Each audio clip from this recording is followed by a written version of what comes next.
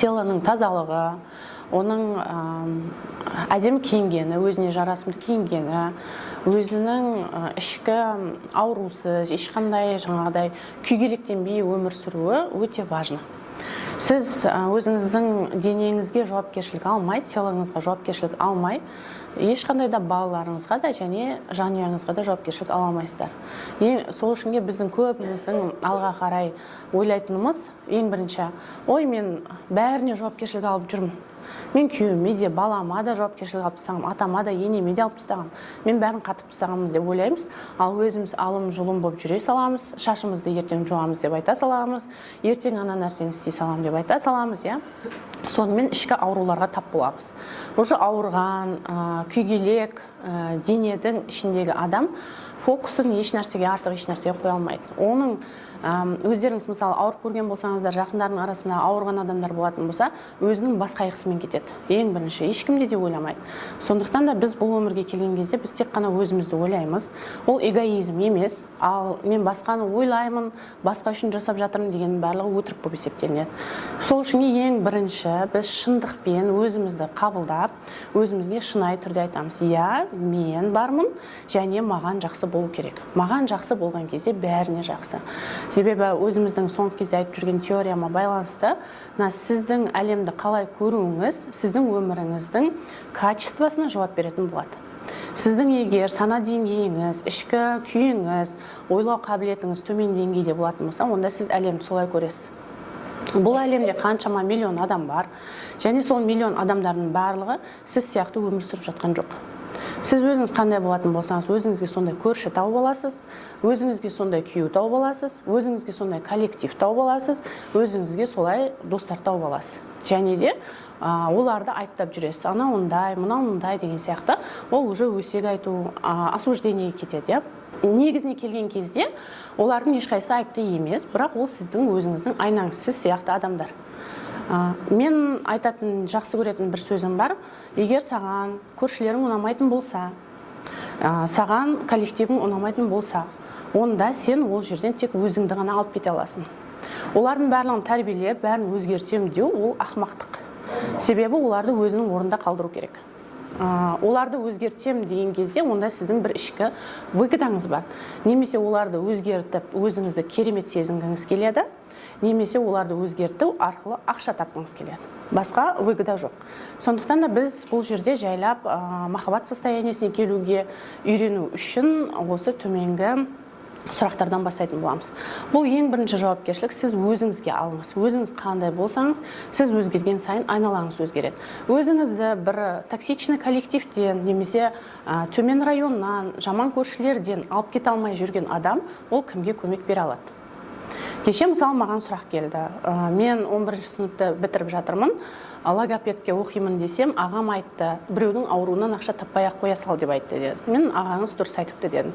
Не үшін ол логопедтікті таңдады? Себебі оның санасының деңгейі тек қана логопедке жетіп тұр. Өзінің күшінің деңгейі де логопедке жетіп тұр. Ол бір нәрсені көрді, біреуден восхищаться етті, осы керемет нәрсе екен деп ойлап қалды. Қазір барлығы логопедке апарады екен, логопедтер күшті ақша табады екен деп ойлап қалды. Және де еркін форматта жұмыс жасау үшін ол сол кәсіпті таңдамақшы. По сути, әлемде 1045 миллион кәсіп бар. Не үшін сен логопедті таңдадың? Мысалы, бастауыш сынып оқытушысы болу таңдасаң болатын еді, географияны таңдасаң болатын еді, тарих пәнінің мұғалімі болу таңдасаң болатын еді. Бірақ сенің сана деңгейің саған сол нәрсені таңдап берді. Біз енді мамандықты бөліп жармаймыз. Егер сіз өскіңіз келетін болса, онда сіздің арманыңыз да биік болу керек, ойлауыңыз да биік болу керек. Мен көбінесе сөз сөйлеген кезде айтатын, арманы биік қыз екенсің деп мен көбінесе бақылаймын. Арманы биік адам, биік армандай алған адам оған нәрсеге жетеді.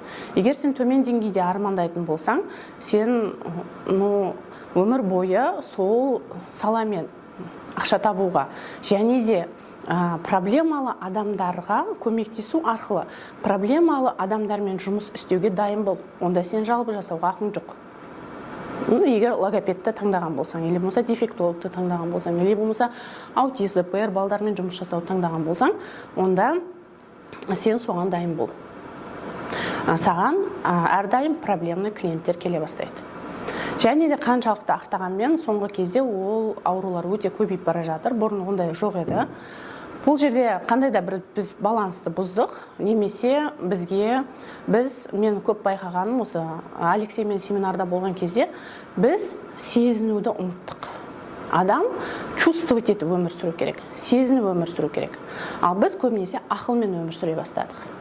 Егер шындап келген кезде логопедті сен шын қалайсың ба десек, ол адам айтушы жоқ, мен ақшасына бола, немесе пәленше апай осынша тауып жатыр, содан мен қызықтым деп айтар еді. Сондықтан да бұл жерде ешқандай да чувствовать деген нәрсе жоқ, иә.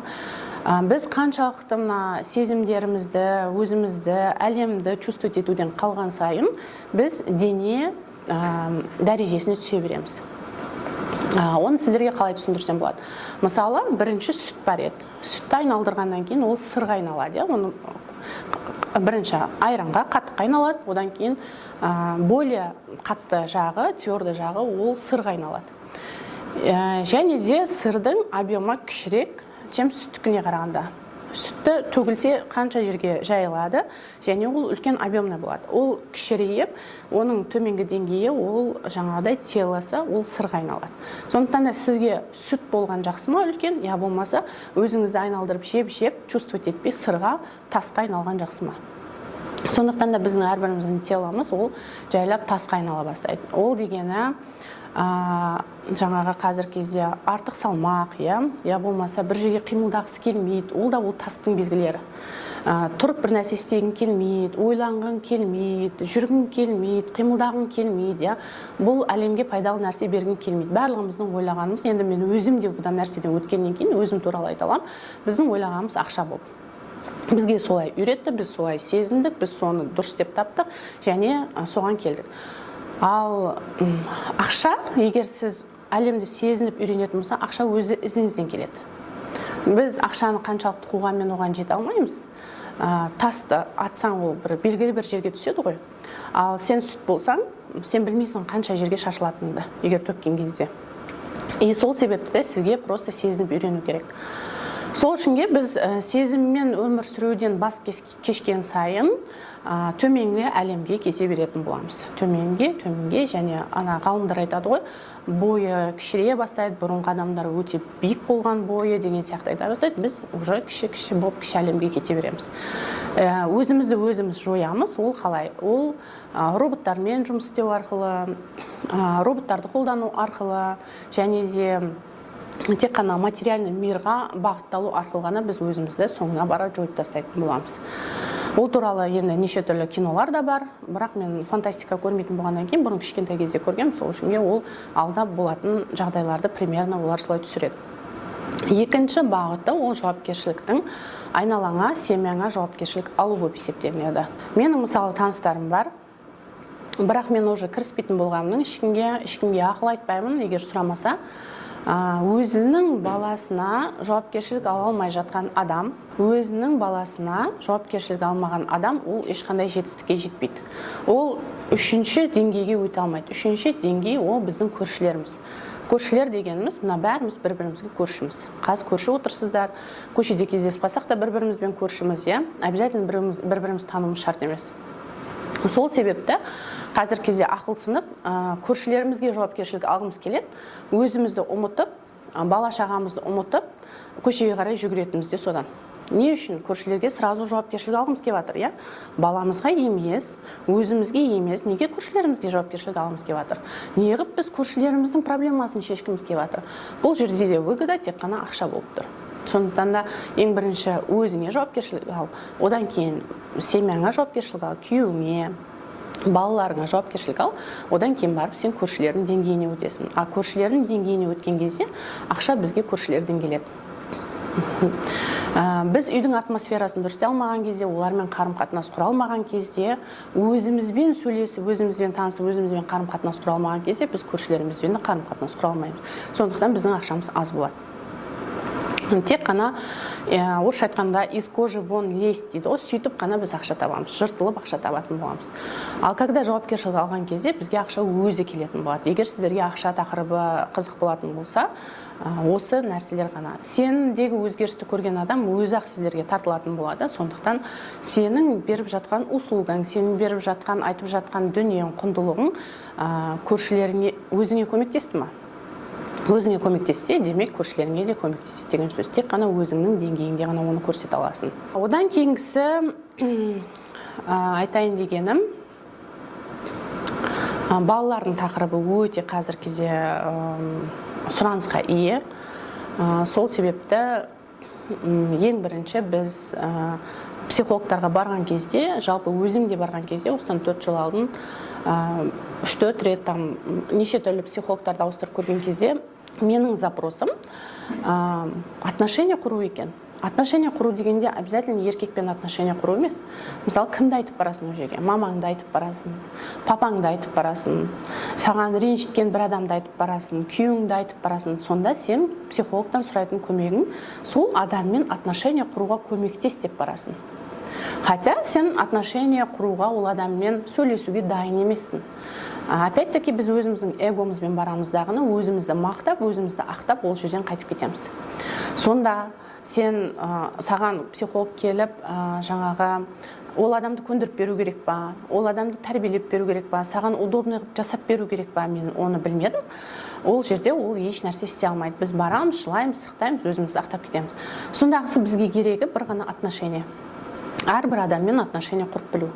Біз басқа адамдармен қарым-қатынас құрып білген кезімізде біздің жүрегіміз тыныш болады. Егер сенің күйеуіңмен отношениең дұрыс болмаса, және сен оны құрып білсең, саған ешқандай психолог керек емес. Сен енеңмен отношениең жаман болса, және сен оның құрудың жолын үйренсең, саған ешқандай психолог керек емес. Біз барлық ақшамызды біреуге беруге дайынбыз, лишь бы өзімізді ақтау үшін, және ол адамды сенімен отношения құруға мәжбүр ету үшін ғана біз дайынбыз. Сонда біз тек қана эго арқылы ғана жұмыс жасаймыз, эго бізді басқарады. Эго дегеніміз ол тең ақыл, ақыл тең қулық. Сол себепті де эго ешқашан көмектеспеген. Біздерде қазір эгоны тәкаппарлықты ақтап жатқандар да бар. Адам өзін сақтап қалғысы келсе, өзінің бір бейнесін ұстау үшін де тәкаппарлық керек, бір жетістікке жету үшін де тәкаппарлық эго керек деп айтады. Эго бізге түкке де керек жоқ. Не бопты біз егер біреуден төмен болсақ? Не бопты біз төмен түсе салсақ күйеуіміздің алдына? Не бопты біз енеміздің алдында төмен түсе салсақ? Не болады? Ешкім келіп бізді қарап отырған жоқ. Видеокамерамен мынау енесінен қазір жеңіліп қалайын деп жатыр, немесе күйеуіне там қызмет етіп жатыр деп ешкім бізді видеокамерамен қарап тұрған жоқ. Оның барлығын істеп жатқан біздің ішкі эгомыз. Өзімізге мың көзбен қарап аламыз жан-жақтан, және сол эгомыз бізге диктовать етеді. Егер сізге эго көмек беретін болса, бақытты болуға, ақшалы болуға, басқа адамдармен қарым-қатынас құрып, ішкі состояние күшті болып өмір сүруге көмек беретін болса, осы кезге шейін барлық адамға көмек беруші еді. И эгоның арқасында біз әртүрлі манипуляциялар ойлап табамыз, лишь бы басқа адамды өзіміздің айтқанымызға көндіру үшін. Тек қана бұл өмірде менің айтқаным ғана болу керек, менікі ғана дұрыс. Осы жерге келеміз, мен ғана правпын, и сонда ғана барлығы дұрыс болады деген сияқты. Ол бізде психологияда айтатын контролер деген персонаны тудырады. Контролер ол бір өзі жұмыс жасамайды. Контролер, жертва, спасатель үшеуі бірге жұмыс жасайды. Сен контролер болған жерде сен спасатель де боласың, сен спасатель болған жерде жертва да боласың. И өмір сүру тек қана сол ғана сарыннан ары аспайды, тек қана міндетпен өмір сүре бастайсыздар. Тек қана осы үш ойында ойнай бастайсыздар. Ол деңгейдегі сіздерге состояниеңіз ұнаса, әрине өздеріңізге мақұл. Егер ұнамаса, одан өсем дейтін болсаңыздар, онда өзіңізді өзгертуіңіз керек болады. Енді сіздердің сұрақтарыңызды күтемін. Кім қандай запроспен келді? Вообще қандай проблемамен келді? Ирина ханым, менде мынандай сұрақ болғанда состояние ма? Ұлым 2 жарымда ғой, кішкентай Омар. Не откликался, садик алмайтын. Қазір мен Таразға келдім, но оның коренін түсінемін мен, потому что мен оның папасын никчемный қылып алғам ғой, короче, вообще жамандап келуші едім ғой, 2023 жылы сізге білесіз ба? Өйткен, бүйткен деп. Трансформация сабақ алған кітап білемін. Баланы жаңағы не дейді, ақыл есін оятқың келсе, все, әкесін мойындаймыз деп, короче, мен Таразға келем, айтам, короче, все, ты такой классный, я признаю, я дура, там, все деймін ғой. Сөйтем, сөйтіп Омарды полностью 100% соған беремін, жауапкершілік.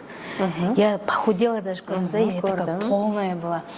Сосын өзіммен жұмыс жасаймын ғой, сіздің әр эфирларыңызды көріп, уже жарты сөзден түсініп аламын да, все, окей, я это должна, не должна деген сияқты өзіме. Сөйтем да, қазір Саконтай Омар десең қарайды, қолын береді, но не так прям қатты емес та. Менің әлі де претензиям бар екенін түсініп тұрмын да. И менде мынандай нәрсе да, 24-те 7 ол кісі андай жаңа не дедіңіздер, претензиясы бар, короче. Саған ба? Недовольство. Жоқ, бүкіл әлемге. Мен де бармын оның ішінде. Екеуің бірге тұрасыңдар? Иә. Бірге тұрып жатсыңдар қазір, иә? Мен қазір Таразға кеп, неге жұмысқа тұрдым? Жастар денсаулығы орталығы. Недовольствосының біреуін айтшы. Қандай недовольствосы бар? Саған қандай претензиясы бар? Маған ба? Неге Саконтайға дұрыстап қарамайсың? Ақша, типа көмектес маған, сенің кредитіңді жаптық қой. Негізі екеуміз басында бірге кредит алып, мен де кредит баяғы заманда? Иә, баяғы заманда. Соның бәрін жауап берді маған. Сол жауап берді. Рахмет айтуға бола ма? Иә, рахмет деп айтамын, бәке сенің арқаңда осының бәрі деп ше. Сосын мынандай да, ол кісінің андай қатты негатив алған, сіз маған инсайт болды, ана кісіге айтқаныңыз, сен шатағың не, Алматы сенікі ма дегенде, ол кісі бәріне претензия айтады да, государство, жұмыс, адам, любой нәрсе, кино көріп отырса да, и сол мен нервыма теді да, бірақ ішіме сақтап отырамын да, но меня уже триггерит ана. Жалпы негізінде ол претензия айтатын болса, ондай адамның жанында неге сен пайда болдың? Бұл бір. Өзің тоже 1045 претензия айтып Астанаға кеттің, 1045 претензия айтып ақыр Таразға келдің ол адам қасына. Өзіңнің әлемге претензияң көп екенін мен примерно білем. Сенде де претензия өте көп негізінде, недовольство көп, иә. Егер сен ол адамнан недовольны бола беретін болсаң, онда бәкең жақында жоқ болады. Сен соған дайынсың ба? Негізінде тәкті бөлік тұрып қайттан келдің. Значит, пространствоңа еркекті сыйғызбай жатқан сенсің. Иә, естіп. И оның жақсы жақтарына рахмет айту керек. Ең бірінші саған сол Омарды туып бергеніне рахмет айтуға бола ма? Болады. И сенің қарыздан жауап бергеніне рахмет айтуға бола ма? Қазір кезде сен қайтадан өзінің бауырына тартып, қарамағына алып, сен үшін еркек ретінде жауапкершілік алғанына, және сенің басқа да балаларыңа жауапкершілік алғанға рахмет айтуға бола ма? Болады. И не үшін оның претензиясы көп, значит, сенен керекті махаббатты ала алмай жатыр. Сен онымен выгодамен қосылдың. Лажың болмағаннан кейін, тауды тасты араладың, лажың болмағаннан кейін қайттан келдің. Ол баста көнбей кеткен едің. Выгода, чтобы Омарға жауапкершілік ал, Омарды емдет, Омарға қара. И так-то баяғыда екеуміз трансформация сабақты алдын сөйлескен кезде мен саған айтқан едім. Омарды ауыртып жатқанның выгодасы сол бәкеңді пространствоңнан жібермеу деп айтқан едім. Иә. Потому что баланы ауырту арқылы біз манипуляция жасаймыз. Өзім керек емеспін ол еркекке, хотя бы баласы керек шығар деген чувство винымен оларға давить етеміз, және олардың бізге ақшалай тағы да басқалар жағынан көмек бергенін қалаймыз. Сол себепті бұл жерде сен выгодамен келдің, бірақ сенің ол адамға деген махаббатың әлі ашылмаған, претензияң көп. Бұрыннан қалып кеткен. И бұл жерде тек қана оны ол өзінің аузымен ақ айтып тұр екен саған. Пәленшеге дұрыс қарамайсың, түгеншеге дұрыс қарамайсың, саған әйел бол, ана бол деп жатыр. Саған ақша тапқаның маған керек емес деп жатыр. Бірақ сен үйдің жауапкершілігінен әйел ретінде алудың орнына көшеге қарай қашасың ақша табуға. Хотя қанша көшеге қашсаң да сен еркек сияқты ақша тапқан жоқсың. Сол үшінге біздің көбіміздің мақсатымыз әйел болу. И мен өзім түсінгенім, мужчина – бог материального мира. Олардың жеткен жетістігін даже косметиканың да производительдері еркектер.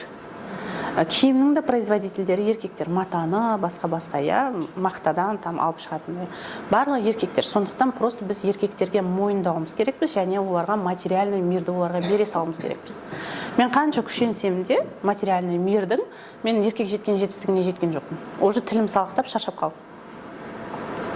Сол үшін просто саған тізгінді полностью берді и доверяй и люби. менде мынандай нәрсе тұрады да, как будто вот кішкене бір жағдайы жасалып нормальный болса, ну он от меня откажется деген сияқты ше. Өзім соны чувствовать он етемін. от тебя не откажется, это ты от него откажешься. Мен жағдайым жақсы болып кетсем, Конечно, ол сен өзің ойыңды айтып отырсың. Ол сенен отказаться ететін болса, баяғыда үйленіп, басқа жол топ кететін еді. мынандай трансформация оятты да мені. Ол кісі Астанаға келеді, и Омарға андай әлде қойып береді да телефоннан. И мен Қараса сенен де жақсы қарайды екен, иә? Иә, күшті қарайды негізі. Сосын мен телефон аламын да, бүйтіп қарап отырамын ғой. Сосын бір келіншек бар, и менің любой отношениямде әйтеуір әйел жүреді да, измена любой неде. Сосын сіздің жаңа жыл кешіңізге келдім ғой мен. Сол күні тревожный болып отырамын, еще саконтай ауырып тұр деген сияқты. И тура сол күні измена болады ғой. Оны кейін барып дәлелдеп көрсетіп, көзін шығып көрсетемін да оған еще ше. Неге? Бір емес, екі емес, үш рет каждый раз. Неге екенін сен прекрасно білесің ғой? Неден құтылуым керек, чтобы ол нәрсені істемеу? Неге екенін сен прекрасно білесің ғой? Әкеңе претензия? Иә, ол бар. Иә, әкең постоянно мамаңа изменять етті. Ну, просто мен бұл қыздың историясын білемін. Бұрыннан араласатын болғаннан кейін изменять етті. И сен ол жерде әлі қалып кеткесің. Сол жерден шығып кеттім. Сол жерден әлі шықпай жатырсың. Не үшін әкең изменять етті? Потому что мамаң оны құрметтеген жоқ, және жақсы көрген жоқ. Енді сол нәрсені қайталап атқан кім? Егер еркекке махаббат беретін болсаң, сыйлайтын болсаң, ол ешқайда да кетпейді. Ешкімді де іздемейді. И менде сұрақ баяғыдан. Бүкіл еркектердің бәрін тыйып, жиып, барлығын тәрбиелеп, изменять етпейтін қылып жасау сенің миссияң айналған. Тыныш отырыңдар деген сияқты ма, қозғалмаңдар артық деп. Себеп кезінде, кішкентай кезінде, арғы жаңа ситуациялардың ішінде сен беспомощный болғансың, қолыңнан түк те келмеген. И енді сол сценарийді өміріңе әкеліп, барлығын наказать етіп жүресің. Менің бар ғой, көзімде жас айтып жатсыз ғой, папам до сих пор сондай екен ше. Бола берсін. Оның өмір. Это его, да? Или сен оны тәрбиелеуің керексің. Короче, жіберу керек. Сен оның клеткасынан пайда боласың, оның частынан пайда боласың да, сонда сенің пальцың саған ақыл үйретеді ма? Ақыл үйретпеймін ғой, бірақ осуждать етемін да ішінен. Сен оны дұрыс өмір сүрмейді деген сияқты претензияң бар ғой. Сонда барлық еркек дұрыс өмір сүрмейді. Бәрі сондай, типа бәрінде измена бар деген сияқты. И финансово. Өзіңіз айтып, ойланып қалдым, финанс сұрайын ба, сұрамай ба деген. Финансы бәкең әкеледі. Сен өзің біліп отырсың ғой, қанша жылдан бері өзің әрекет етіп, жеткен жоқсың ғой, жетем деген нәрсеге. Жетсем де минусқа кетіп қалам. Жетем, минусқа кетіп қалам. Потому что саған невыгодно өзіңді өзің асырау, значит, сен еркек асырау керек. Пусть еркек асырау. Я бірақ мен негізі каждый сөзімде айтамын ғой, ты должен, типа, асыра мені деген сияқты. Бірақ өзіңіз айтпақшы, асыра деп отырып. Каждый успешный мужчинаның арқасында любящая жена бар дейді. Сен любящая болсаң, ол сені асырайды. Бірақ міндетпен емес. Мен соны міндеттеп қойғанмын ғой. Долженсың. Сен Омарға қарайсың. Күшті инсайт ана. Бір нәрсе болса Омарды тығып қоямын ғой. Оны чувство виныға кіргізіп. Сен баяғы мен сообщениелерін тыңда. Бар болса. Бар. Тағы бір оқып тыңда. Сен бәр жерге Омарды тығып қойғансың. Екеуің араңа. И то, что мен Таразға келіп, выгодам, Омарды тағып, қайтадан ол ерге. Негізі айтатын ғой, измена болды деп, содан кейін көшіп келдім ғой мен. Типа, я видела, да, что упускаю деген сияқты ше.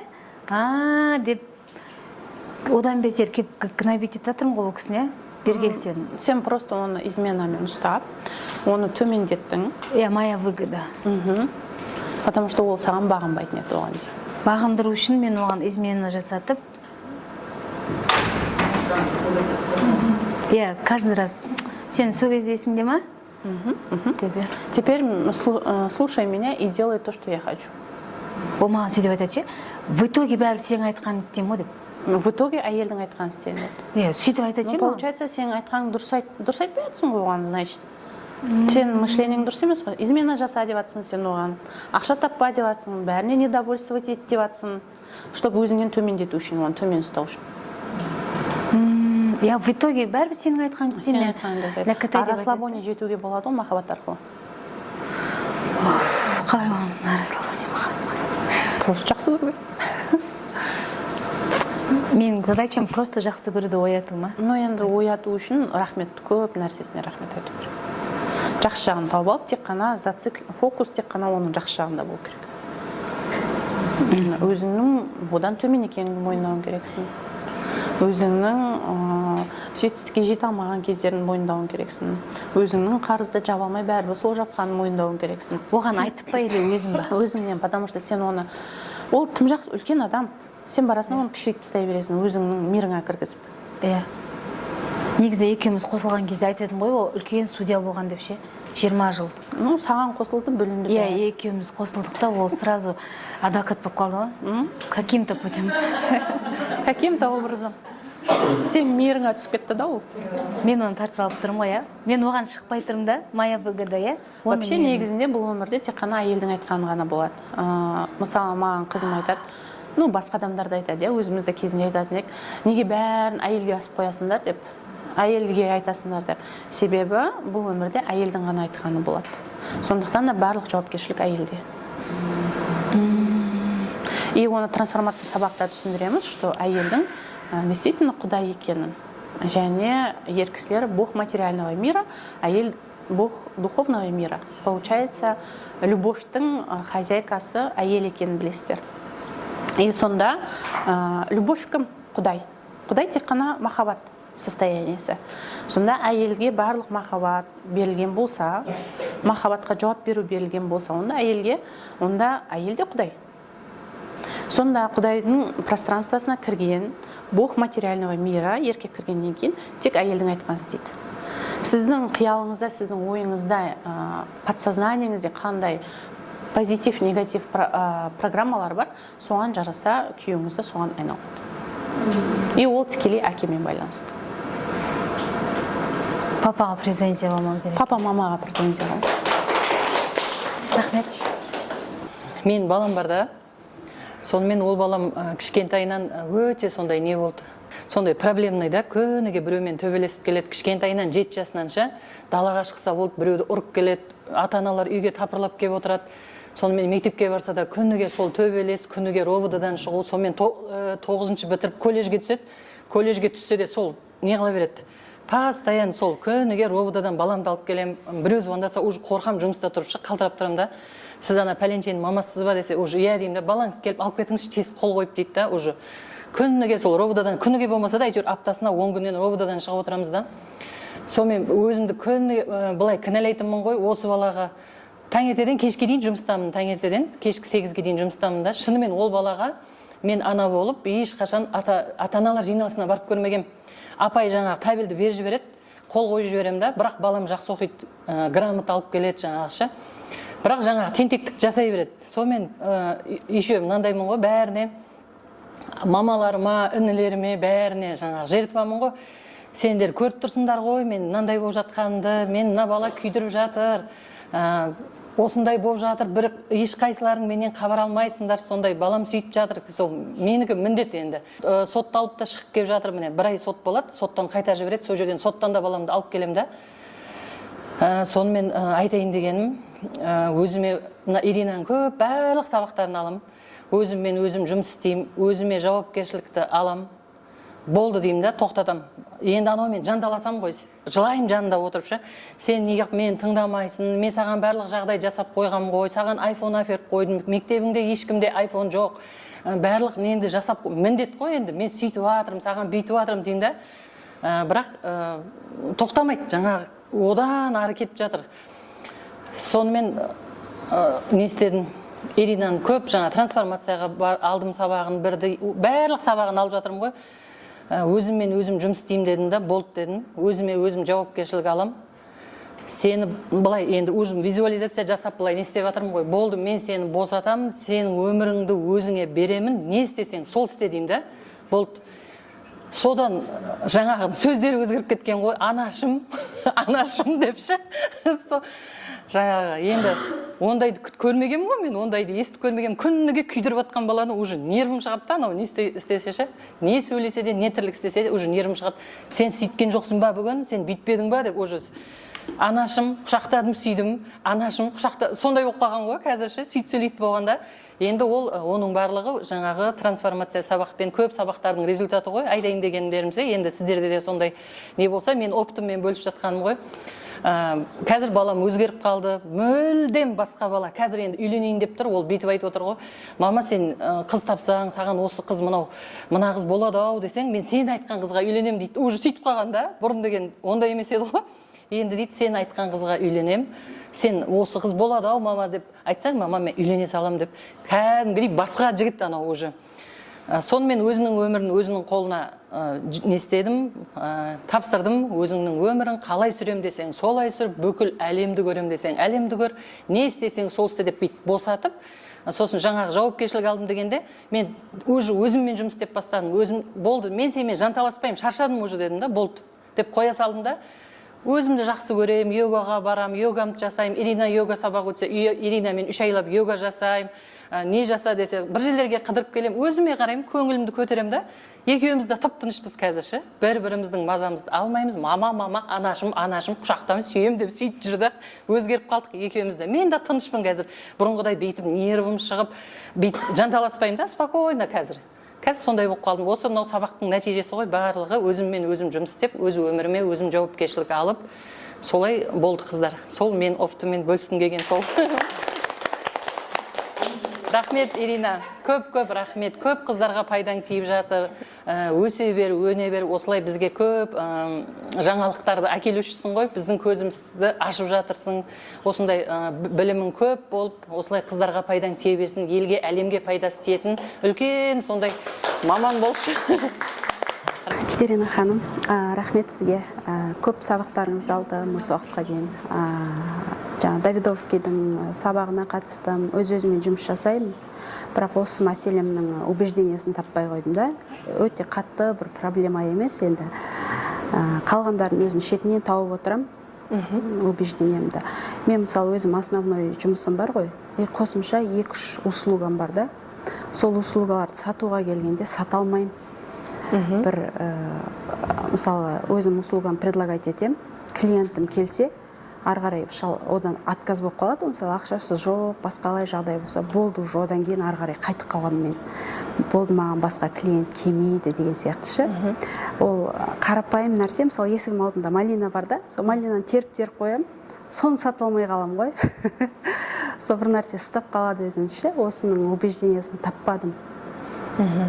Сата алмаймын. Еш нәрсені сата алмайсың? Иә, сата алмаймын. 2-3 ғана болады басында, одан кейін уже ары қарай тоқтап қалады. Мысалы, малина сатқан кезде сатып көрдің бе? Иә, кеше әйтеуір өтті ғой. Өтті ма? Иә. Қалай өтіп кетті ол? Ол көрші болған, сол кісіге жазып көрдім. Басында кісілерге апардым, осылай аласыздар ма деп едім. Жоқ, алмаймыз, біз июльде аламыз деді. Сосын ана кісіге айтып едім, о, болды, давай алам деді. Негізінде июльде аламыз деген адамдікі өтірік емес қой, енді ол июльде арзандайды бағасы. Сосын июльге банкі басуға там жоспарлаған шығар ол адам. Сондықтан да сенімен жоспар келмей жатса, ол нормально. Тағы қандай услугаларың сата алмайсың? Менде қазір банкротствомен айналысам, юриспен бірге жұмыс жасаймын. Бұда қазір 3 қана клиентім бар. Сосын брокерство ипотечный, сонымен айналысып жатырмын. Бұда да 1-2 клиент ба сондай. Ол қай платформаларда өзің туралы ақпарат бар? Ол мен қазір WhatsApp-пен оларда. Статусыңа қоясың? Статусыма қоям, статусыма күнде қойып отырам. Клиенттер келеді, жоқ емес. Бірақ жаңағыдай болады да, ақшамыз жоқ, алмаймыз, кейінірек десе, уже менде ары қарай желание. Енді өзің емес па сондай адамдармен жұмыс жасап жатқан? Ақшасы жоқ адамдармен? Иә, соны қалай өзім не істеймін, жазам ба оны? қалай құтыламын? Просто саған одан да үлкен площадьқа шығу керек та, площадкаға шығу керек. Мысалы, WhatsApp'та сен көбінесе жақын адамдарың отырады. Олар и так та біледі саған не керек екенін, и так та біледі. Бір нәрсе болса саған обращаться ету керек емес, керек екенін олар өздері шешеді. Инстаграмда айтып көруге болады. Или болмаса өзің жұмысыңды жақсы жасасаң, сарафанка жұмыс жасап кетеді. Одан кейінгісі сен адамдармен общение ұстай білуің керексің. Общение ұстаған кезде ол адамдарға сен көбірек сатасың. Өзің көп сөйлемейсің, сенім ұялатпайсың. Потом бұл адам өз қолынан келе ма, келмей ма деген сияқты сұрақ пайда болады. Сосын сен клиенттерің өзің сияқты кішкентай адамдар келеді. Мысалы, үлкен, мысалы, сол банкротстводан жауап берген кезде саған қандай пайда? Банкротствоны жауап берген. Енді ол адамның жаңа қажалатынан шығарам. Мысалы, ол адам 1,5 миллион қарыз дейік, и соған счеты баяғыда жабылып қалған дейік, сол 1,5 миллион біреуге кредит алып берген дейік, сосын бұл да төлемеген, ол да төлемеген дейік. Сондай клиенттер келе ма саған, или болмаса үлкен бір компаниялар келе ма? Жоқ, маған сондай клиенттер келеді. Ну, енді сен өзің сондай адамдармен жұмыс жасап жатсың, өзің таңдап отырсың ғой сондай жұмыста. Значит, өзің күшің сол жұмысқа ғана жетіп отыр. Басқа жұмысқа қиялың жетпейді ма? Просто сананы кеңейту керек болады да. Сен өзің, айтқанда, жертва бейшара адамдармен жұмыс жасайсың. И так та сол 1,5 миллион төлей алмай отқан адам, саған олар ешкімге ақша төлегісі келмейді. Олар біреудің жеп үйреніп қалған адамдар, біреудің счетына өмір сүріп жасап қалған адамдар. Олар ешқандай жауапкершілікті сезінбейтін адамдар. Но сен өзің таңдау жасадың сондай жауапкершілікті сезінбейтін адамдармен жұмыс жасауды. Енді кімге өкпелейсің? Бағана логопед қыздық сияқты болып тұр ғой, иә? Қайсы қыздық? Логопед айттыңыз ғой? Иә, примерно сондай. Сосын жаңағы ипотека бойынша да солай ма? Ипотека бойынша общение керек адамдармен. Ипотеканы постоянно түсіндіру керек, не үшін керек екен. Мысалы, ипотека, риэлторствомен айналатын адамдарды қарасаң, қалай сөйлейді олар. Сөйлей алмайтын болсаң, ол сенде жұмыс жасамайды. Бізде клиентпен жұмыс жасау үшін бізге бірінші онымен сөйлесу керек, не қалайтынын білу керек, и соның мәресіне жеткізуіміз керекпіз. Сен сөйлесесің ба? Сөйлесем, иә.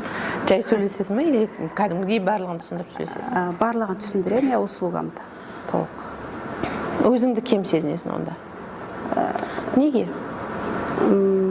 Неге сен басқалар, мысалы басқа бір ипотека алып беретін қыздан сенің услугаңның айырмашылығы қандай? Екеуіңде не айырмашылық бар? Иә, олар енді маған қарағанда опыты жоғары ғой. Несі жоғары? Жұмыс істеу опыты. Мен қазір жаңадан келіп жатырмын ғой салаға. Сондықтан менде біраз сөйлеу. Сонда саған, егер сен бір отказ бергеннен оны қабылдамайтын болсаң, отказ алудан қорқасың. Еще эгоң ауырып қалады. Иә. Хотя по тебе не подумаешь, что сен жуас қыз, жақсы қыз, барлығын жасайды деп ойлайды, но получается завышенный эго болып тұр. Ну что отказ алсаң? Сонымен жұмыс жасауым керек. Иә, ну что отказ алсаң? Значит, саған кезінде бір нәрсені рұқсат бермеген, ну іздеп көрсең. Или бір нәрсе алған кезде ұятты болып қалғансың, біреу жекіп тастаған бір нәрсе болған, содан бетің қайтпай қалған. Ну, бетің бармай қалған ол нәрсеге. Бетің қайтып қалған. Проработка жасауым керек, иә. Өзің тапсаң соның себебін, иә. Потому что, ну что, саған отказ берсе не болды? Значит, ол адамға бағанағы малина июльде керек деген болса, значит, ол себебін айтты, июльде керек. Июньде бір жігіт баратын шығар. Сен менің айтқаным ғана болу керек, мен айтқан кезде адамдар ала қалу керек. Менен керемет сататын, менен керемет оларға жақсылық жасайтын адам жоқ деген сияқты ойың бар. Жақсы, рахмет. Мен бүгінгі кездесуге келген бір себебі, менің мамам жазды. Мен осы жақында Алматыға көшіп келдім. Бір ай ғана болды. Оған дейін Астанада тұрдым. Мендегі енді қатты проблема емес, бірақ менде мен как-то кредитқа кіріп кеттім. 10 миллиондай. И мен Астанада тұрғанда оны қатты нетпедім. Мен қарызым бар деп, как-то жабылып жүрді. Спокойно жаптым. Білдім қарызым бар екен, бірақ қатты мән берген жоқпын. И осы жаққа көшіп келгеннен кейін уже мен ойландым, мен неғып былай кіріп кеттім. Енді 10 миллион деген уже бір машинаның ақшасы ғой. Хотя машина алған жоқпын. Үйді де, жағдайды да әке-шешем жасады Астанада. Квартирада тұрған жоқпын. Енді жалаңашта жүрген жоқпын. Тамаққа Ол кредит не үшін алған едің? Білмеймін ғой, осында келгеннен кейін ойладым, мен не үшін алдым оны деп. Потом уже осы жаққа келгенде мен ойладым, значит, мен Астанада сондай бір өтірік өмір сүргенмін. Тупо өмір. 10 миллион деген нормальный ақша. Біреуге бір нәрсе дәлелдегің келді. Иә, сосын кейін кеше мен үйдегілер білмейді оны. И как-то мен өзімнің де со стороны ондай қарызы бар адам секілді жүрмедім да. Өзіммен айналыстым, йога, танц, жүре бердім. Анау жабылып тұрды, ешқандай просрочка болған. Байдың қызысың примерно. Примерно сөйтіп жүрдім. Мен жұмыс істедім ғой, оны жауып отырдым. Сосын кейін кеше мен бүгін Астанаға шақырды қонаққа. Сосын мама айтты, барасың ба деді. Мен айттым, жоқ, наверное, бармайым. Менде ақша жоқ дедім. Сосын мама айтады, неге сенде ақша жоқ? Айтты, вот менде жоқ ақша деп. Мен қарызым бар дедім. Мен оған дейін оны айтпаған үйдегілерге. И кеше вот Алматыға келгеннен кейін барып мен өзімнің ішімдегіні былай ашылды да, неғып кірдім қарызға. И признавать еткен жоқпын, что мен қарызбын. Только осы жаққа келген кезде ғана барып айттым. Сосын мамаға айттым, я, мама, мен қарызым бар деп. Почему-то осыған дейін ойладым, мама айтатын шығар, вот не жетпеді саған, не үшін кірдің ол қарызға деп айтама деп. И кеше тұрдым да, телефонмен сөйлесіп тұрғанда айттым, да, мен қарызым бар. Сосын мама айтты, енді қарызым сонша 10 миллион емес шығар деді. Мам, прикинь, 10 миллион деді. И сосын мама айтты, не істедің деді. Білмеймін дедім. Білмеймін, не істегім, мен қазір ойланып отырмын деймін да. 10 миллионға енді бір машина алатындай ақша еттім. Білмеймін қайда кеткен дедім. Вот сондай нәрсе менде бар дедім басымда. Сосын мама айтты, ой, давай сен мен Иринаның сабағына жазайын, ертең бар. Оны бірінші мен мамаға былай сұрақ қойдым. Қай жерде слив кетіп жатыр мен энергиям, что ол ақша кетіп жатыр ғой енді. И сосын мамаға... Қай жерде болғанда біреуге дәлелдеу үшін? Дәлелдеу үшін кетіп жатыр бізге. Сосын мама айтты, осы сабаққа бар деп. И оған дейін мама көп сабақтарға қатысады ғой. Просто жай айтады, барғың келе ма? Просто бар деп. Оған дейін айтпаған, просто өзім де басқа жақтан енді оқыс. Примерно ешкімге жоқ деп айта алған жоқсың. Бір жерге шығатын болсаң, постоянно ақшамен шықтың. Иә? Ақшаларды алған кезде сондай нәрселерге алып отырсың ғой. Или біреуге кредит алып бердің ба? Жоқ, ондай кредит жоқ болды. Просто тупо қайда кеткенін білмеймін. Білесің қайда кеткен, киімге кеткен шығар, айфон алған шығарсың, может бір вечеринкаларға шыққан шығарсың, қыздармен бір жерге барған шығарсың, турға барған шығарсың, саяхатқа барған шығарсың. Саяхатқа бардым, но в основном енді көп нелерді үйдегілерді жауып отырдым. Енді қара, сен қазір айтып отырсың ғой, мамама мен признаваться еттім, короче, мен ақшам осындай қарызым бар екен. Опять-таки ты хочешь, чтобы они закрыли. Сен біреудің шотына ақша өмір сүруге үйреніп қалғансың. Оны сен айтсаң баяғыдан бері айтады не, қазір жаның қиналғаннан кейін, төлей алмайтын болғаннан кейін, ол кісілер сен төлеп беретін білгеннен кейін примерно, и сен оны айтып отырсың. Ол жерде де сенде выгода бар оны айтудағы мақсат. Өзің жауап жүріп айтқан жоқсың, мысалы, өзің жауап жүріп нормально білдірмей айтқан жоқсың да, жеме-жем келген кезде айтып жатырсың. Жоқ, негізі жауап аламын қазірде. Просто не үшін кіріп кеттім деген сұрақ Алматыға келген кезде ғана шықты ма? Жақсы шықты. Так, Астанада как-то кредитім бар, жабам. Тупо жүре бердім солайынан. И вот как Алматыға көшіп келдім. И вот сондай сұрақтар шықты. Просто саған посредством өмір сүріп үйрену керек. Өзіңнің тапқаныңа, мысалы, айына 500 мың табатын болсаң, сол 500 мыңға өмір сүріп үйренуің керексің. Ал сен 500 мыңға емес, жетпесе соған қаншаға өмір сүре аласың? 2 миллионға или миллионға? Онда соған жараса әрекет етуің керексің. Ал банктен кредит алып өмір сүру маған жетпейді, ол біреудің счетына өмір сүрумен тең. Получается, сен мамаң мен папаң соған үйреткен. Әрдайым берген, ақшадан кем қылмаған. и сен кең өмір сүруге үйреніп қалғансың. Қазір жауапкершіліктің барлығы саған келіп түседі ғой, енді өзіңе жеке басыңа келіп түскеннен кейін сен оны пока көтере алмай жатырсың. Сондықтан да қазір осындайға біз өмір сүреміз. Қазір 500 мыңға айына или миллионға айына өмір сүреміз. Егер оған сұралмайтын болсам, мен онда расходтарымды кішірейтемін. Я болмаса, мен соған жараса жұмыс табамын. Өзімнің барлық немді, потребностарын жабатын жұмыс табамын деген сияқты соған әрекет етуің керексің. Сенде ешқандай энергия слив болып жатқан жоқ. Просто ол миллионды табуға сенің қиялың да энергияң да жетпей жатыр. Не жұмыспен айналысасың, пока білмеймін. Но айына қанша айлық аласың? 500 аламын. 500 аласың. 500-ге өмір сүре алмайсың. Сен дәлше аласың ғой қазір кредит бәрібір. Жоқ, қазір осы жылдан алып жатқан жоқ енді, но осы уақытқа дейін алдым. Но алғанның өзінде бір крупный нәрсеге алған жоқпын. Даже үйді де мен өмір сүруге алдым. Өмір сүруге алдым. Просто тупо алдым ғой. Ана үйді арендаға бермедің ба Астанада? Ол Астанадағы үйде мен сестренкам бар. Ол сенің үйің емес.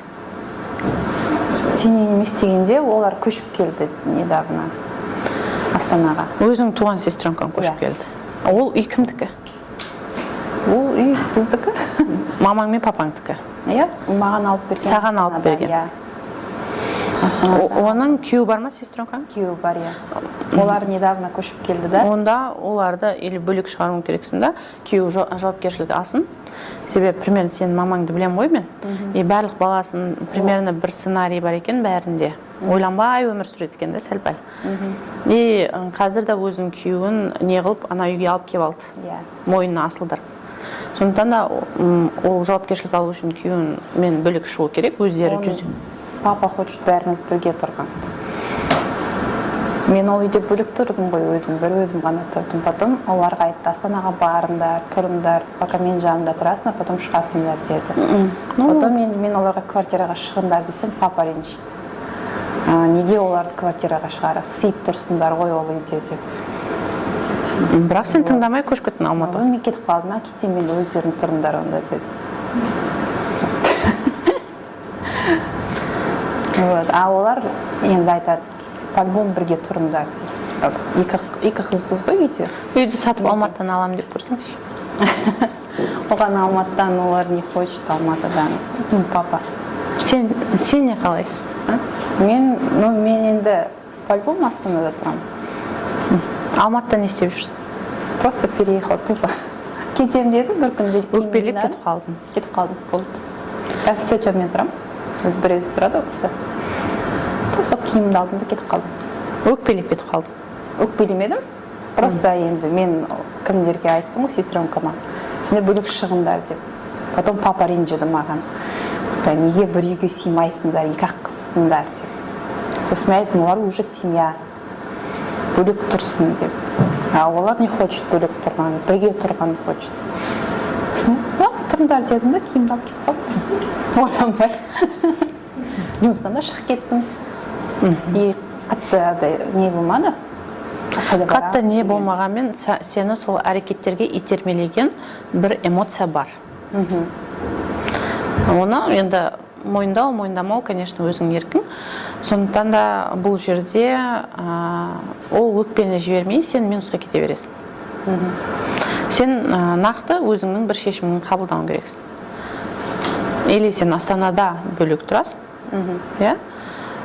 я болмаса Астанада сол үйде тұрасың, я болмаса өзіңе үй аласың, өзің өмірің сүресің дәлше. Қазір сені неғып жатқан нәрсе, қинап жатқан нәрсе, мен сол 10 миллионға бір первоначальный взнос төлеп, мен үй алып алатын ғой өзіме деген сияқты обида бар. И ол папамен связано.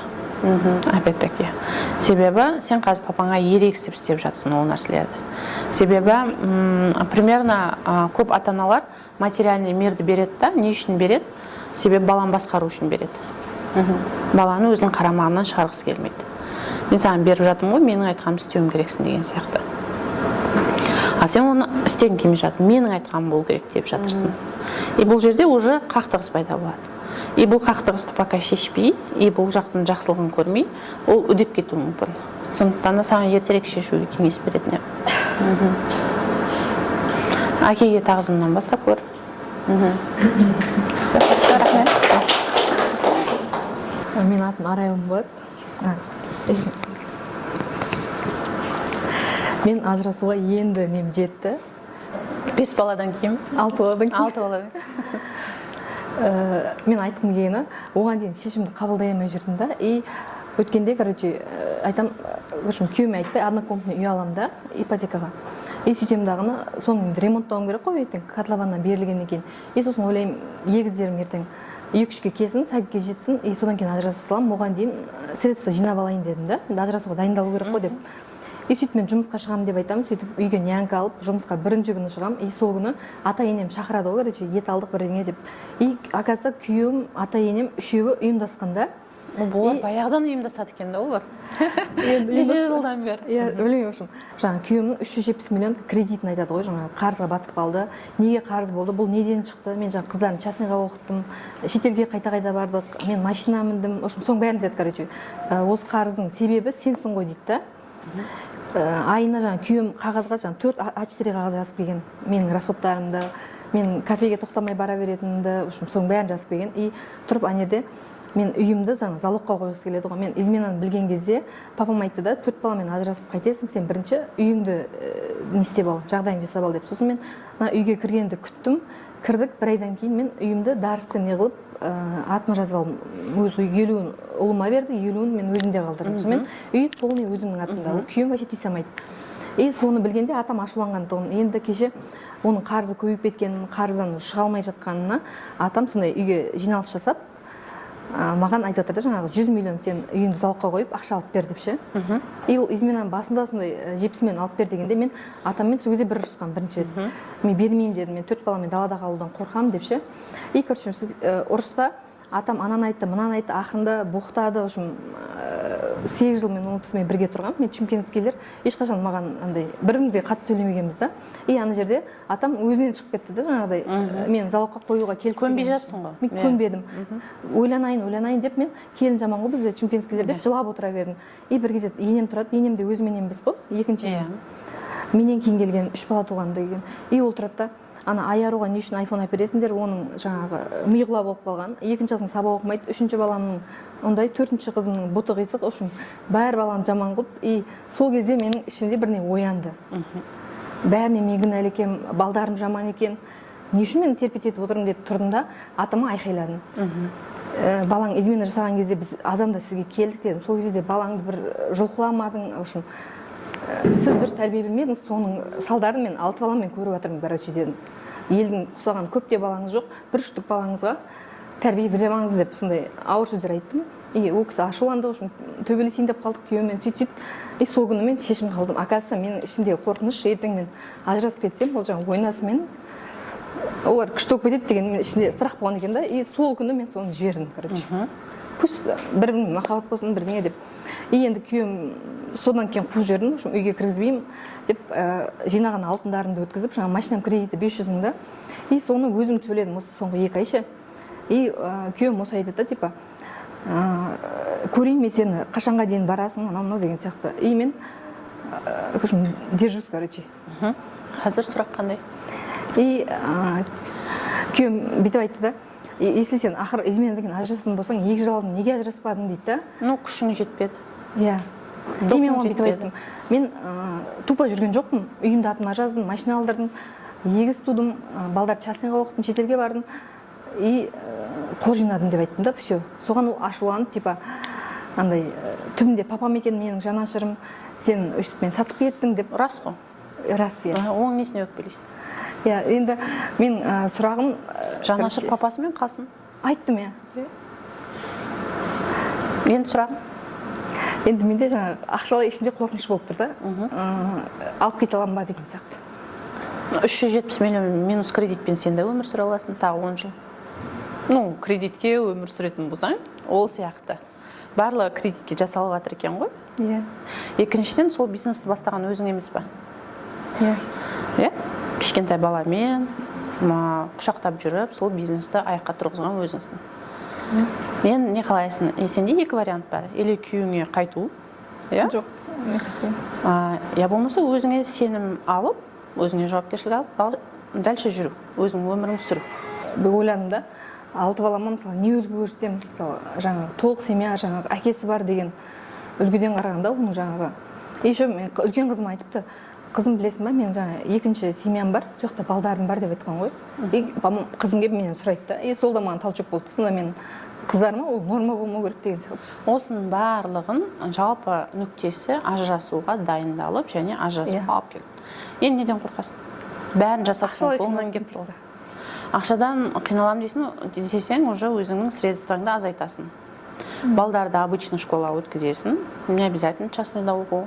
Например, частный, не обязательно. Просто өзім историямды айтайын дегенем, оны қазір бір жерге тықпаштамай қояйын деп жатырмын. Екіншіден, уже үйде тамақ жасайсыңдар. И саған сол шетелде өмір сүргенде, көшеде тамақ жегенде саған бақыт берді ме? Берген жоқ. Үйде тамақ жасайсың, жайлап аяққа тұра бастайсың, бана онлайн өзіңнің магазиніңді іске асыра бастайсың, өзің жолдарда өзі шығады. 6 бала, сен 7 адам несібесін Құдай қалдырмайды ғой. Сол қорқынышты менде болып тұр да, ақшалай. Егер сен қорқатын болсаң, сен сол нәрсе келесің.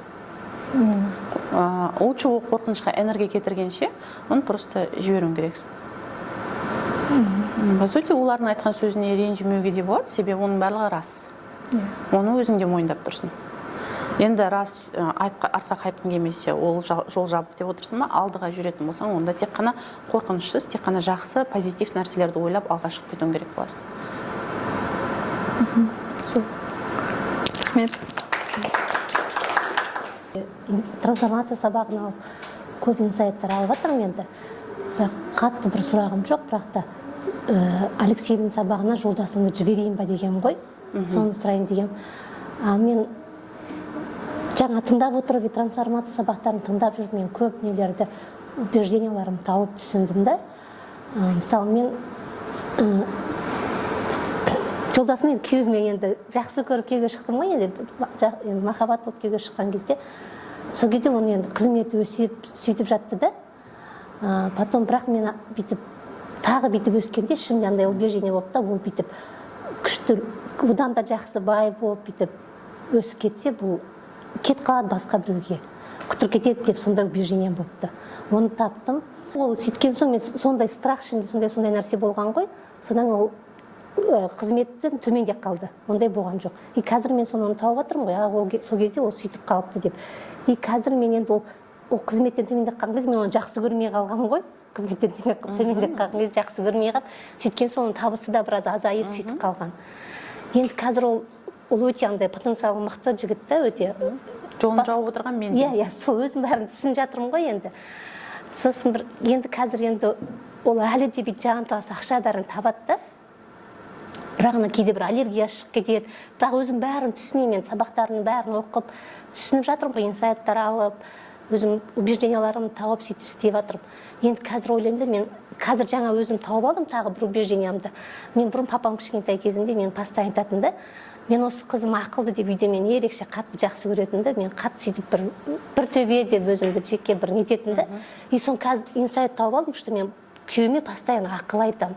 Потому что мен папамнан естідім ғой ол сөзді, мен ақылды деген сөзді. Ақыл чувствовать етіп ағасы ғой. Иә, соны сезіп, күйеуіме де соны айтып, сол ақыл айтып, сол мен айтқанмен жүрсе екен, сол кезде оның нәрсесі жақсы болады деп. Енді қазір тағы өзіме бүйтіп, сұрағым негізінен мен соған жіберейін ба деп келгем ғой, Алексейдің несіне сізге жіберейін ба деп келген кезде, тағы жаңа ойлап отырмын ғой, мен тағы да оған бүйтіп ақыл айтқым келіп тұр ғой, күйеуіме. Сіз оны дұрыстағыңыз келіп тұр, сіз өзіңіз ақылдысыз ғой, сізде дұрыстайтын еш нәрсе жоқ қой. Иә, соны сұртағым деп тағы сөйтіп айтып тұрдым, бірақ жаңа ойлап отырмын, қояйын ба сізге осы сұрақты, қоймайын да, бірақ өзім тауып алдым. Мен оны тағы да бүйтіп ақылды қылып, тағы жаңа айттыңыз ғой сіз. Қышмасы өзіңізсіз ғой. Соны айтып жатырсыз ғой, сол сұрақты қойғым келіп тұр сізге. Қояйын ба, қоймайын ба бұл сұрақты? Өзіңіз келіңіз. Өзіңіз келіңіз, иә. Көбінесе еркекке еш нәрсе байланысты емес, әйелге байланысты тікелей. Сондықтан сіз өзіңіз келіңіз керексіз. Негізінен ең басты сұрағым сол болған ғой, жіберейін ба, жібермеймін, өйткені оның аллергия шығып кетеді, біресе жазылып кетеді, біресе қойып кетсін, может содан кейін кететін шығар деп сөйтіп ойлаймын ғой. Постоянно біреу сізге ақыл айта берсе, оған соответствовать ете алмаса, адам не істейді? түсіндім аха. А так бұрын ондай жоқ болатын ғой үйленген кезде. Бірақ бәрінен түсініп жатырмын қазір. Екі сабақты да қалған ғой. Осознание келген болса, онда сіз ақыл айтпай көріңізші бір апта, оныкі шықпай ма екен? Аллергиясы шықпай ма екен? Оның бәрін түсініп отыр просто.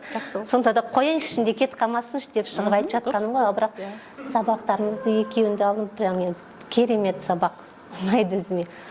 Сол, рахмет сізге. Рахмет. Осылай халыққа пайдалы болып жүре беріңіз, ұзақ жасаңыз, жүрегіңіз ұзақ соқтын, жанашырлығыңыз халыққа деген, адамзатқа деген пайдаңыз тие берсін. Аман болыңыз. Рахмет. Менде главная проблема үлкен қомақты ақшаға рұқсат жоқ. Шетінен тауып жатырмын, жаңада отырып, мынауда. Соның түбін іздедім да. Неліктен мен көп ақшаға рұқсат, не только что там мен өзіме, мен балаларыма да, күйеуіме де рұқсат бермейді, жоқ оларға. Но биылдан бастап балаларымды жібердім. Отпустила. Өйткені үйтіп істеме, былай, мына менде сондай тон.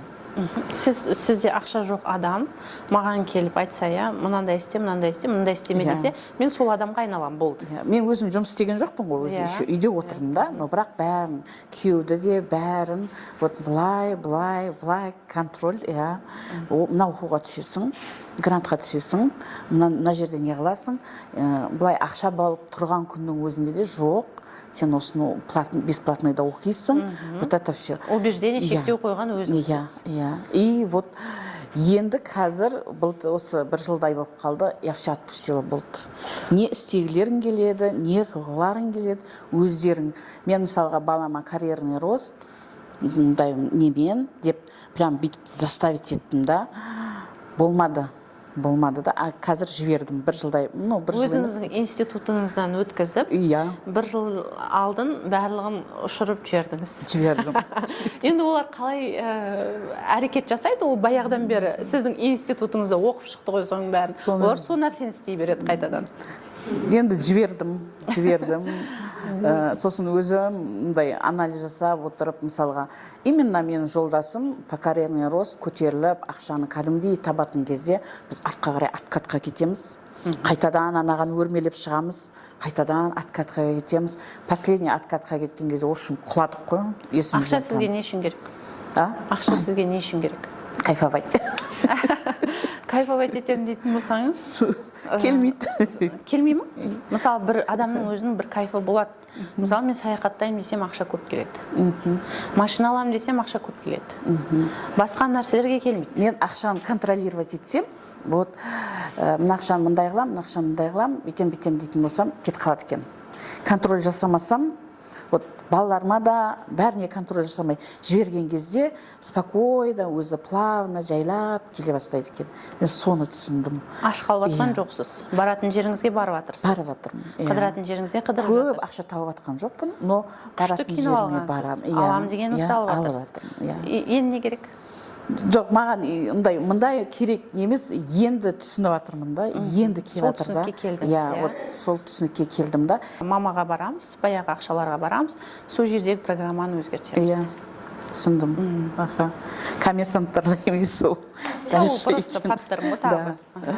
Жаңа таптым да өзім, вот где вопрос, где я сижу дедім ғой. Сол үшінге трансформация сабағы ол күшті, адам өзіне өзі табу керек. Мысалы, мен сіздерден таба алмаймын, әрқайсыңыздың өмірлеріңіз әртүрлі. Әркім өзінен тауып, өзін шешіп, өзінің өмірінің құдайына айналады. Вот это убеждение маған көп ақша керек дегеннен мен кетуім керек екен ғой. Просто керек деген сайын келмейді, көрдіңіз бе, бағана айттыңыз ғой. Да. Керек деген кету. Түсіндім. И наслаждаться этим моментом. Да. Классно живу. Мен жаңағыны көп ақшаны санап, анадан рахаттанамын да. И маған сол убеждение болып қалған, что көп ақша болса, я буду кайфовать, маған күшті рахат болады деген. Мысалы, мен балдарды жақында клубника теруге апардым ғой. Сол жерде бізден кеткені бір 15 000 теңге кеткен шығар. Но я как классно живу. Бара аламын, сол жерге денсаулығым позволяет. Хотя 15 000 теңге, ол үшінге маған 1,5 миллион, 15 миллион керек емес, өйтіп мен әр күні наслаждаться етіп өмір сүруім үшін. Қалауыңды жасай аласың, бастысы. рахмет көп күшті түсініп келді. Мен запросым сол экзема, псориаз дейді ғой. Өзі бір запросқа келеді ғой адам. 10-15 жылдай болып кетті, соны мен страдаю. Осылай инстаграм нелер көріп жүргенде есіме түсті. Мен анау общежитиеде тұрғанда қасымдағы қызда, ода ерні мынандай нетіп отыратын. Мен оны енді білдім, сол, наверное, скорее всего, у нее экзема ма, псориаз ба бір нәрсе. Сен жеркенгенсің. Мен ана тура неткен, енді қарайсың, неге помада жақып қоясың, ол өзі андай үлкейтіп алады одан сайын. Соның қылығына неге бұл солай жасай береді деген претензияң бар. Иә, енді тисе бермесейші деген сияқты. Енді өзің солай жасап жатсың. Енді өзім, иә, сол, енді менде тоже басымда, шашымда сөйтіп нетіп жатыр да. Сондай, инстаграм жаңағы сіздерді оқып, нелерді оқып, потом есіме түсті, мен вообще ойладым, бір китайский бальзамнан екен деп ойлап жүрмін, бір китайский бір нәрсе алып жудым, содан екен деп. Бірақ оны мен басқа қыздарда жуды, оларда еш нәрсе болған жоқ қой, то есть сестрам. Менде сол жаңағындай не осындай не болып кетті, экзема, псориаз. Содан енді құтыла алмай жүрмін бар ғой. Бармаған. Неше жыл болды? Сол 2-3 курста басталды. Басталды, иә. 3 курста, если не ошибаюсь. Сол жерде сол қызға прям андай немен негативпен қарағасың ғой, прям ше неге сөйтеді екен деген сияқты примерно. Сол жерде сен қалып кеткесің. И ты сама сол картина сенің басында болып тұрып тұрғаннан кейін ты сама превратилась в нее. Өзің соған айналдың. Ба? Біз кімге аса кімге жаман көрсек, мысалы папамыз жаман көрсек, біз папамыздың қылығын жасаймыз. Мамамыздың қайсы қылығы жаман болса, соны жасаймыз, өзіміз білмей. Енді ол қызды бүйтіп жек көрген жоқпын, но бүйтіп қылығын жек көрдім. Бәріміз айтатынбыз, неге не тисе бересің деп. Оказывается, енді қайдан білемін, мен ол өзі тисе береді екен деп ойладым. Оказывается, это нервный тик болған өзі. Ну, просто саған іштей айту керек. Сол картинаға барасың, и тебе пришлось так делать. Сенде басқа мүмкіндік болған жоқ. Деген сияқты, оғадағы өзіңнің сол кездегі претензияларының недовольствияңды алып тастауың керек болады. Сол кездегі недовольствияны алып тастау керек. Болмаса сен соған айнала бересің. Ол картина тұрда, ол кетпеген іс жерге. Сенің бір часть энергияң сол жаққа ағып тұр. Получается, біздің өмірімізде неше түрлі ситуациялар бар өмірде. И біз каждый энергетический әрбір ситуация біздің памятімізға, есімізге түскен ситуацияның барлығы, они параллельно в мире живут. И ол біздің через наш мировоззрение өмір сүргеннен кейін, оның барлығын біз энергетически питать етеміз оларды. И олардың барлығын жапқан кезде әрқайсына рахмет айтып, бізге энергиямыз қайтады, содан біз жасара түсеміз. Ондай ситуациялар өте көп болатын болса, бәр жерге фокусың қалып кеткен болса, жақсыға да жаманға да қалып кеткен болса, бағанағыдай көшедегі баклажка істеген адамға тез қартаясың. Потому что сен энергияңды тратить етіп тастадың. Мен ол қыз туралы вообще ойламаған, білмеген. Ну, қазір есіңе түсті ғой? Иә, есіме түсті. Есіңе түсті ма, значит, она живет. Ол ситуация әлі. Есіңе түскені өте жақсы болды. До этого не ойламадың ғой? Мен бальзамнан, неде деп ойлап жүрдім. Ол бальзамнан болмайды. Бізге тамақтың ешқандай әсері де, пайдасы да жоқ, зияны да жоқ. Тамақтан біз отравление да болмаймыз негізінде. Просто ол жерге бір нәрсесінен жиркеніп барып, ішкеннен кейін болды. Сол қыздың несін мен өзіме қабылдап қойған ғой, получается. Енді мен одан құтылуым керекпін. Оны просто жіберуің керексің, өзің иесіне беруің керексің, ол проблема. Өзің иесіне жіберуің керекпін, да? Просто ол ситуацияны жапқан кезінде, ол картина, енді біз қаншама картиналар бар, оның барлығын есімізде сақтап күнге оны ойламаймыз ғой, ол тұрда просто. Соны жапқан кезде рахмет айтып, тебе пришлось, анау мынау деген сияқты, сол кезде ол өзі-ақ кетеді. Кеткен кезде сен мына жерде уже тоқтайды сенікі да. Сен оны есінде болған кезде, сен өзіңді сол сияқты жасай бересің телаңды. Ол қызды мен ақтап алуым керекпін ба сонда, или нетуім керек? Жоқ, ол жердегі өзіңнің, короче, оған айтқан кезінде, мысалы, біз оны қазір тағы бір неде трансформация сабақты біз апгрейд жасаймыз, сол жерде түсіндірем. Ол қызды, мысалы, сен оған айтқан кезде, иә, сен сөйттің, өтіп тиісе бермесе еш болды деген кезде сен әшейінге айтқан жоқсың оған, сен жеркенгенің үшін ол қойса мен жеркенбес едім, нормальный адам бол деп айттың, иә. Сол кезде сен оның чувствосына қарадың ба, көңіліне? Қараған жоқсың.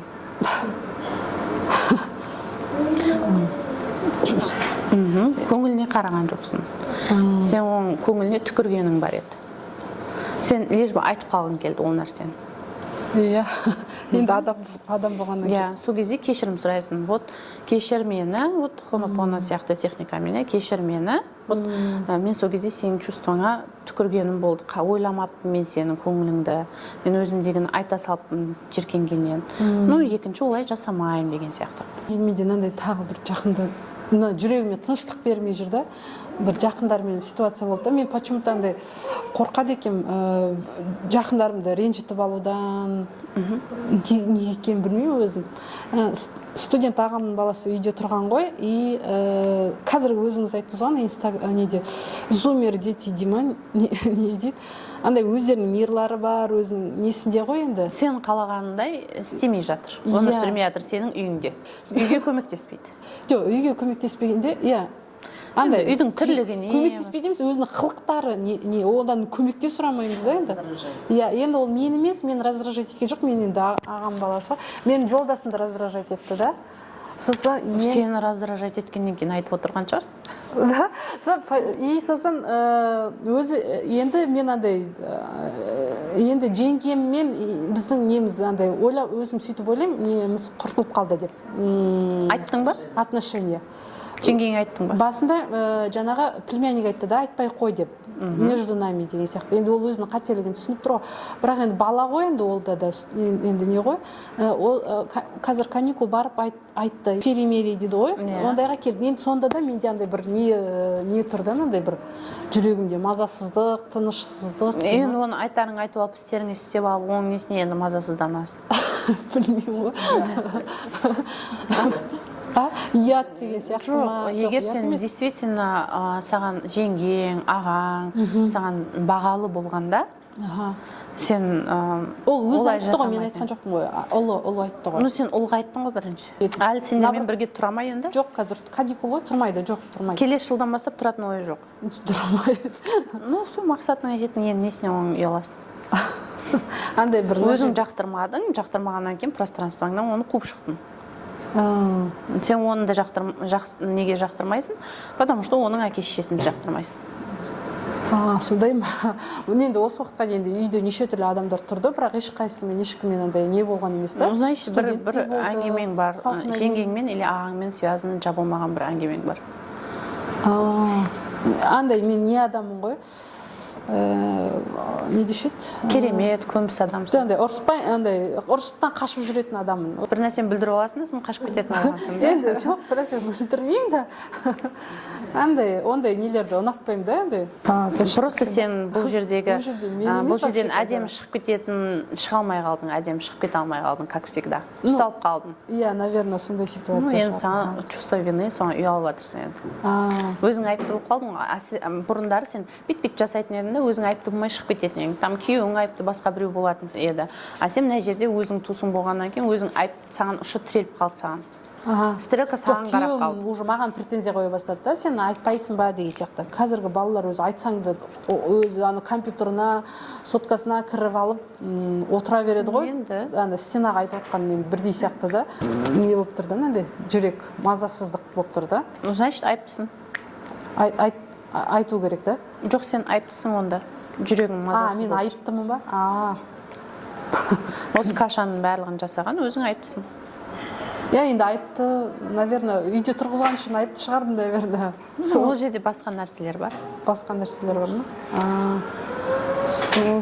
Енді баламен отырмайын осы уақытқа дейін үйде. Жұмыс жасап, неткім келеді, ақша тауып деген сияқты. Қай жасың неште? 40-қа келдім, үйде отырғым келмей жатыр. Сыртқа шыққым келіп жатыр. Сондай не болып жатыр да, бір нәрсе бастауға қорқып жатырмын ба, білмеймін, или өзім желанием жоқ па? Өзің желаниең жоқ. 20 жылдан бері істемеген жұмысты, алмаған жауапкершілікті енді алам деп отырсың. Бірақ енді ол тура келмейді ғой, потому что сен уже жанұялы адамсың. Ол кезде қыз бала бойдақ едің. азынан кешке шейін жұмыс істей алдың. Қазір енді азынан кешке шейін жұмыс істей алмайсың, үйдегі жауапкершілігің бар. Егер күйеуің бағып жатқан болса, онда үйіңде отыра бергенің дұрыс. Кішкентай бір онлайн магазиндер, бір нәрселер ашып көр, адамдармен араласып көр. Осындай орталарға кел, себебі біз бір-бірімізден идея аламыз да. Неше түрлі бизнестер бар екен, негізінде бизнес серіктес болу да бар, бірақ біз білмейміз. Себебі бізге көрмейді, біздің бар білетіміз. Ойбай инстаграм ашу керек, ойбай сетевойға кіру керек, киім сату керек, продуктовый магазин ашу керек. Кілге осындай нәрселерді ғана көреміз, басқасын көрмейміз. Сол үшін лучше нетворкинг болып, мен мысалы қанша адаммен араласқан сайын неше түрлі бизнес бар екенін алып, көріп, таңғалып жатыр. Асықпа, өзіңе уақыт бер, идея келеді өзі. Бұйырса.